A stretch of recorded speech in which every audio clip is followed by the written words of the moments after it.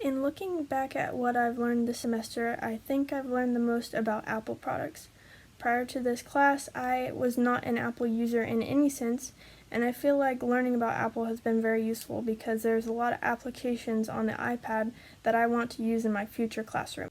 I earned a lot of my Apple teacher badges, and I feel like I benefited a lot from the iBooks that we read.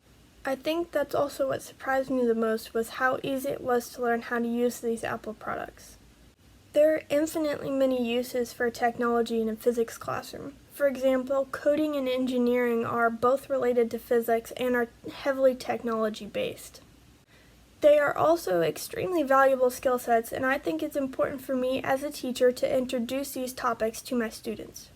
Previously, I had only planned on using technology for assignments and assessments, but now I know that there are many ways I can work it into the everyday class. The big wow moment for me this semester was learning how much technology is actually geared towards science education. I learned all this when we were reviewing other teachers' blogs and websites like TechEdge. As for the Weebly website that I created, I'm fairly proud of how it looks, and I would be happy to show it to any future employer. All in all, what I really enjoy is that we are able to look back on what we've already done so that we can grow from it and learn from it and then improve in the future. I know that this will be true for all of my students in my future classrooms. Another thing that I want my students to know is that physics and technology go hand in hand. You really can't have one without the other.